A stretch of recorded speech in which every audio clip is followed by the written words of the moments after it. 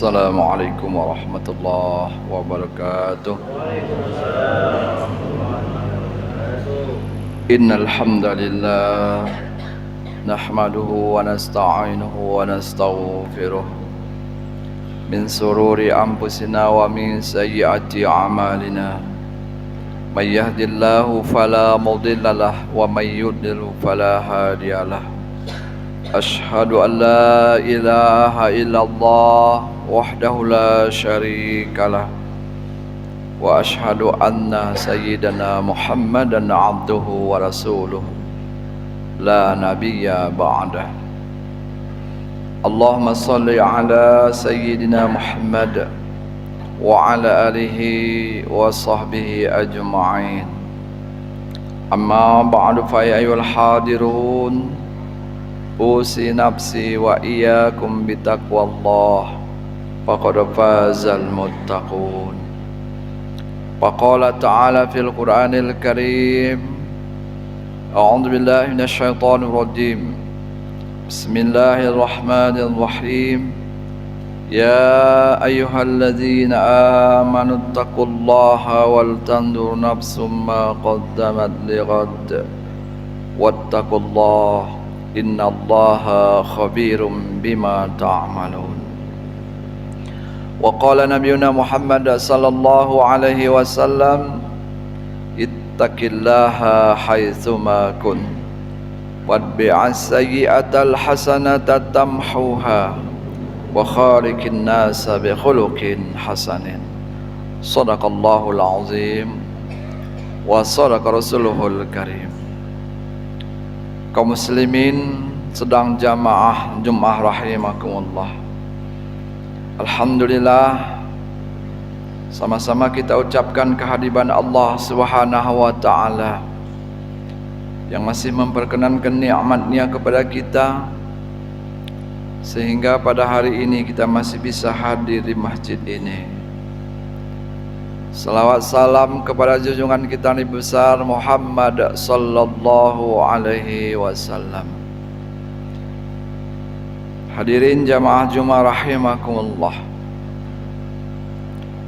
Ketika Al-Quran menggambarkan berita atau kisah, itu menunjukkan kepada kita itu merupakan pelajaran. Itu merupakan salah satu bukti atau contoh bakal terjadi. Kisah di dalam Al-Quran ada yang dikisahkan secara terang-terangan, secara masa lampau atau masa yang akan datang. Kesemuaan itu merupakan gambaran dalam kehidupan kita dan bisa kita ambil i'tibar, sehingga kalau itu kisah yang diceritakan dalam Al-Quran merupakan malapetaka, maka kita bisa belajar dari kisah itu sehingga kita tidak terjerumus ke dalamnya. Begitu juga dengan apabila cerita itu menunjukkan kebahagiaan, keselamatan hingga mendapatkan ridhonya Allah, itu pelajaran bagi kita.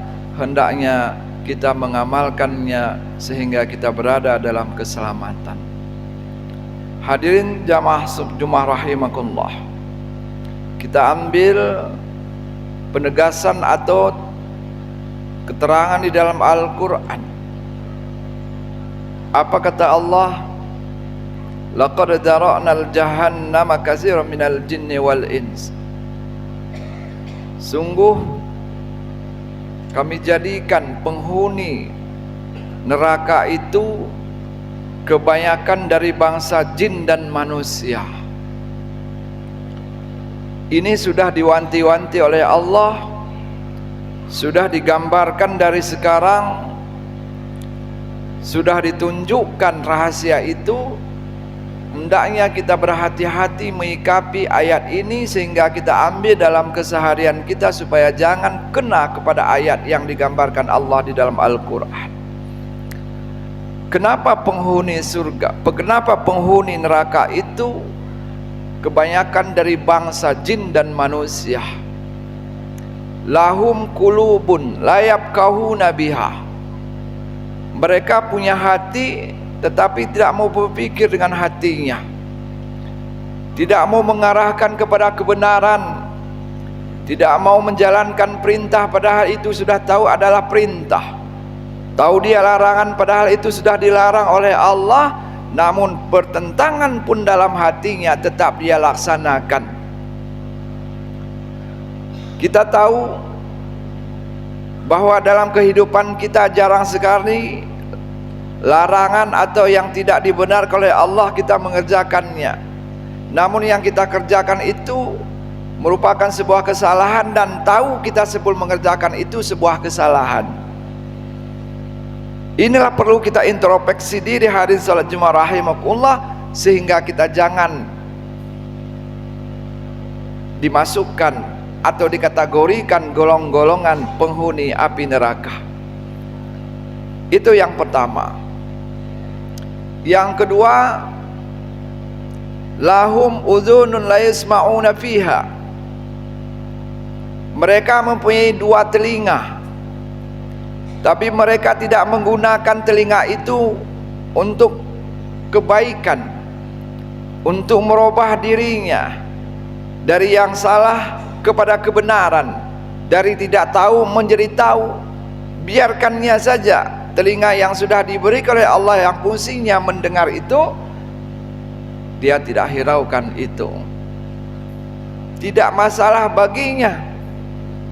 Maka disinilah hadirin salat Jumat rahimakumullah, ternyata ketika Allah memberi peringatan, ketika Allah telah memberikan peringatan kepada kita, lalu kalau kita tidak mau mengerjakannya, resikonya kita akan tanggung. Itu sudah pasti. Innallaha la yakhliful mi'ad. Allah tidak pernah mengingkari janjinya. Itu. Kemudian selanjutnya ayat ini, mereka punya mata tetapi tidak melihat dengan mata, tidak menyaksikan dengan mata yang diberikan oleh Allah itu. Lalu hadirin salat Jumat rahimakumullah, apa yang dimaksud dengan mereka punya hati tidak berpikir dengan hatinya, mereka punya telinga tidak mendengar dengan telinga itu, punya mata tidak melihat dengan mata itu? Yang pertama, potensi yang diberikan oleh Allah kepada kita tidak kita gunakan. Maksudnya kita tidak ambil pusing, kita kira hati yang diberikan oleh Allah kepada kita tidak diminta pertanggungjawaban. Allah telah menjadikan kita dari tiada menjadi ada, seolah-olah apa yang diberikan itu milik kita, sehingga kita tidak pernah mengembalikannya kepada pemiliknya. Sehingga kita tidak pernah memikirkan siapa sebenarnya memberi pikiran, memberi akal, tidak ke sana pemikiran. Maka inilah kata Allah, penghuni yang tidak kita sukai itu. Kemudian mereka mempunyai dua telinga tapi tidak mendengar dengan telinga itu. Maksudnya dia tidak memahami dan menyadari bahwa yang mendengar itu bukan telinga, tapi telinga itu adalah cuma alat untuk mendengar, sebagai tempat pendengaran itu. Dia tidak pernah berpikir, dia tidak pernah menggunakan potensi yang telah diberikan oleh Allah. Begitu juga dengan mata. Mata, dia tidak pernah berpikir dengan mata itu bisa melihat, yang melihat itu siapa. Maka disinilah hadirin salat Jumat rahimakumullah, lanjutan ayat ini, apabila terjadi seseorang, ulaika kal an'am, masya Allah, sesungguhnya mereka itu tak obahnya bagaikan binatang, balhum adol. Ini yang paling ngeri. Bahkan boleh jadi mereka lebih sesat, lebih hina dari binatang itu. Hadirin salat Jumat rahimakumullah, ini penegasan dalam Al-Quran. Solusi yang harus kita ambil supaya kita tidak terjerat dalam ayat ini adalah, marilah mulai kita berpikir dengan hati kita, apa yang mesti kita kerjakan, apa yang mesti kita lakukan dalam hidup ini, sehingga kita bisa berbenah, bisa memperbaiki apa yang telah kita lakukan kalaulah itu merupakan sebuah kesalahan. Begitu juga dengan pendengaran yang telah diberikan oleh Allah, hendaknya diarahkan kepada kebaikan, maka hendaknya sadarilah sesadar-sadarnya kita, arahkanlah pendengaran itu kepada pendengaran yang semestinya. Begitu juga dengan penglihatan itu arahkan, tujukan kepada yang dikehendaki, sehingga kita tidak termasuk ke dalam ayat ini. Mudah-mudahan ayat ini mendorong kita, memberi kita semangat supaya kita tidak masuk ke dalamnya.